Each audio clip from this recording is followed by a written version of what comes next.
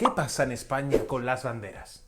Porque, ojo, España pueden ser muchas Españas distintas si tenemos en cuenta todas las banderas que han representado al Estado y a la nación española. La última polémica, por ejemplo, pone de manifiesto toda esta cuestión.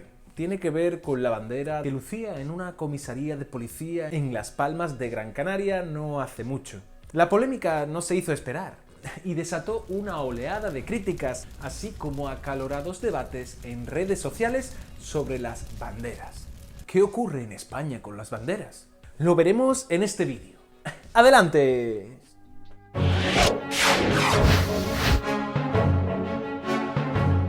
Antes de nada, ¿qué es una bandera? La bandera es un símbolo que, aunque creas que ha estado con nosotros desde hace siglos, en realidad, tal y como la usamos hoy en día, es un elemento cotidiano relativamente reciente. Sí, ya sé que es posible que pienses que en películas de, por ejemplo, batallas antiguas desde el antiguo Egipto, no sé, la Edad Media, ya se usaban banderas. Es cierto, se usaban fundamentalmente como elementos visuales de batallas tanto terrestres como navales, con el objetivo de distinguir unidades o dar órdenes a las tropas. Este es el origen, de hecho, de buena parte de las banderas actuales, como la rojigualda española, que fue adoptada como enseña naval por Carlos III en 1785 y reconocida como estandarte unificado militar de España en 1843, siendo generalmente usada como bandera nacional desde entonces, a excepción de los años de la Segunda República Española, cuando fue sustituida por la tricolor. No obstante, aunque el uso de las banderas comenzó siendo fundamentalmente militar, como la rojigualda española, no fue hasta el surgimiento de los estados-nación modernos cuando adquirió el sentido que hasta hoy en día tiene, como representación no de unidades militares ni de casas reales, sino de la nación misma. Como ves, el origen de las banderas nacionales está relacionada íntimamente con el surgimiento de los nacionalismos y la reivindicación de soberanía nacional, aquella que a partir del siglo XIX y con el ejemplo de la Revolución Francesa, reivindicaba en los países que el poder debía estar no en manos de una familia real, sino en el pueblo mismo. Y aquí es donde adquieren importancia los símbolos nacionales. Pensadlo bien. En el siglo XIX tenemos a millones de personas corrientes, como por ejemplo campesinos o ganaderos, acostumbradas a que el poder no iba con ellos, a que los símbolos de los estados eran aquellos de las casas reales y de las dinastías nobles. Pero la soberanía nacional les pedía de pronto que participaran en ese poder hasta entonces relegado solo a una élite. Y a medida que el sufragio se ampliaba hacia las clases populares mediante las conquistas sociales, los símbolos nacionales iban adquiriendo más y más importancia en los estados. Eran símbolos con los que los ciudadanos debían sentirse identificados, porque el nacionalismo va de eso, de identificación, de sentimiento. A ningún rey absolutista le importaba que un simple campesino sintiese como suyas las insignias de su familia. Pero a los estados sí les interesaba que los campesinos asumieran como suyas las banderas, los himnos o los escudos. Así nacieron además, por ejemplo, los días nacionales o los mitos fundacionales de cada una de las naciones, con grandes hechos históricos que se glorificaron como aquellos que originaron a la nación. ¿Te suena en España, no sé, por ejemplo, la batalla de Covadonga, la conquista de América o el 2 de mayo de 1808? Por eso, aunque creemos que la bandera es solo un trozo de tela, en realidad es mucho más.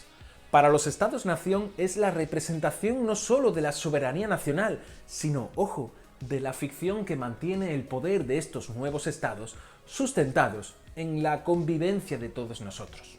Sí, sé que ha sonado un poco raro, me explico.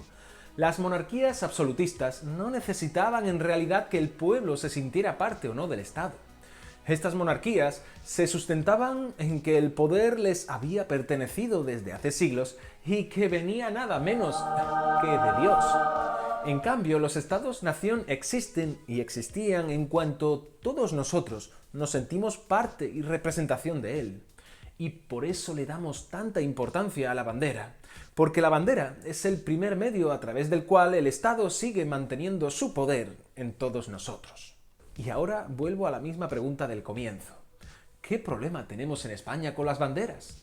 En realidad, en España no es ninguna excepción. Solemos tener la imagen propia de España como un país cainita que nunca ha podido gobernarse ni vivir consigo misma en armonía, cuando eso mismo le ocurre en mayor o menor medida a la mayor parte de los países occidentales. Te voy a poner un ejemplo muy claro.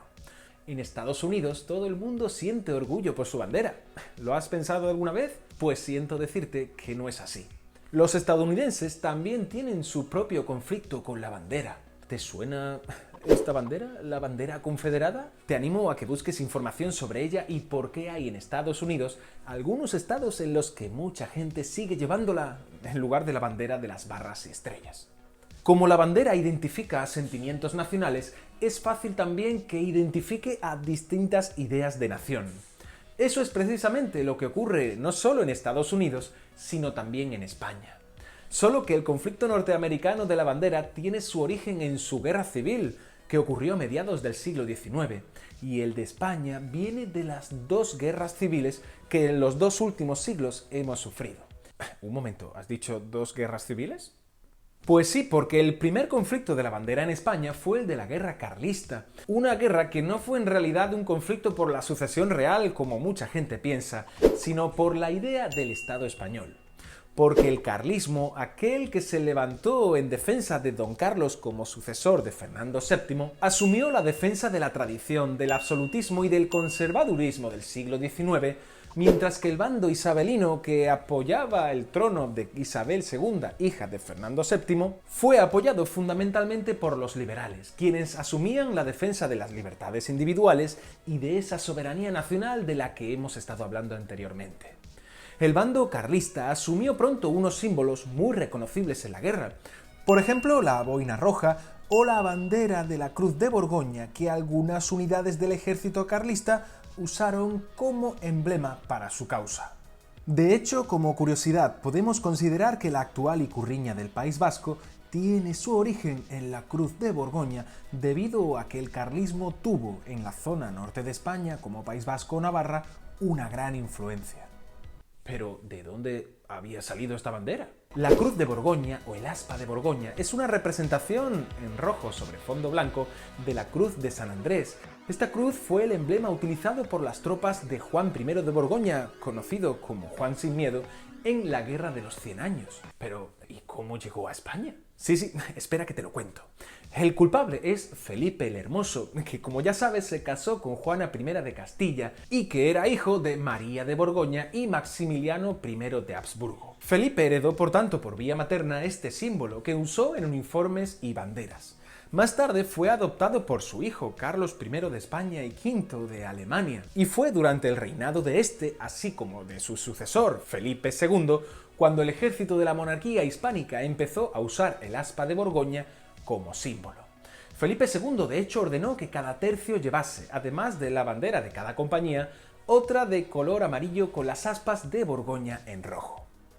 Finalmente, esta bandera cayó en desuso tras la Guerra de Sucesión a comienzos del siglo XVIII, ya que fue la enseña utilizada por el bando perdedor, el austracista, y tras su victoria los Borbones la sustituyeron por la roja igualda, que a partir, como ya sabes, del reinado de Carlos III, se convirtió en insignia primero naval y luego en el siglo XIX también terrestre. Bueno, ¿y esto qué tiene que ver con los carlistas? Sí, ya voy, no te impacientes. El triunfo isabelino en las guerras carlistas fue también el triunfo de la bandera rojigualda, que Isabel II convirtió en emblema nacional, como ya sabes, en 1843. Con lo que a mediados del siglo XIX la Cruz de Borgoña comenzó a usarse para reivindicar las ideas que coincidían con el carlismo, por ejemplo, el conservadurismo, la monarquía tradicional o la nostalgia del imperio pasado. 100 años después, la bandera de España volvería a ser un emblema en disputa. Al estallar la guerra civil contra la Segunda República, ojo, hasta 3 banderas llegaron a convivir en el país. La insignia republicana, la tricolor, que recogía la tradición de banderas republicanas tricolores, la rojigualda junto al águila franquista que asumió como propia el ejército franquista y, otra vez, la cruz de Borgoña, pues durante la Guerra Civil siguió siendo usada por los regimientos tradicionalistas y carlistas que se alzaron contra la República en apoyo de la sublevación del ejército liderado por Francisco Franco. Estas tres banderas representaban, no hace mucho, tres ideas diferentes de nación y de Estado español. Hoy solo usamos una debido al devenir de la historia y de los consensos que se generaron tras el final del franquismo, pues la transición mantuvo la rojigualda como emblema nacional. Esta es la razón por la que hay quien considera que la bandera de España es facha o de derechas, no porque lo sea, como ya sabes, viene del siglo XVIII, sino porque asumen que la transición habría tenido que romper con los emblemas que defendió el franquismo, como es la bandera. Vale, un momento, recapitulemos.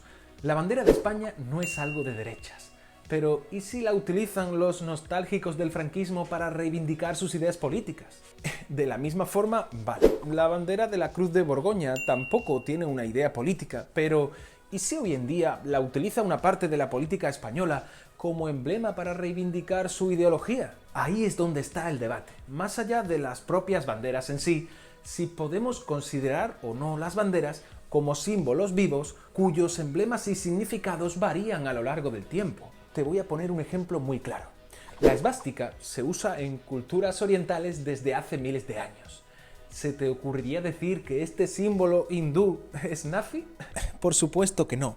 No obstante, creo que es importante que, por ejemplo en la India, sepan qué tipo de uso se le ha dado a la esvástica en el siglo XX y qué connotación negativa sigue teniendo a día de hoy. Como ves, tanto la esvástica como la Cruz de Borgoña son símbolos mutables. A la hora de utilizar un símbolo, creo que tenemos que ser conscientes de qué ideologías los usan como propios. Podemos usar la Cruz de Borgoña porque eres un gran aficionado al estudio o a la recreación de los tercios españoles, por ejemplo. Pero tenemos también que saber que es un símbolo que hoy en día en España hay quien lo usa con una idea política muy definida. De la misma forma, puede usar la bandera tricolor porque me gusta el periodo de la Segunda República, pero no puedes evitar que, si la usas, te asocien con ideologías izquierdistas, anticlericales o relacionadas con los movimientos obreros. Porque es imposible disociar la Segunda República Española con todas estas ideas. Por último, esta es la bandera del Estado-Nación español, guste o no guste. Debería ser una bandera que nos una a todos, pero no lo es por el trauma o por la división que sigue generando la Guerra Civil y el franquismo hoy en día.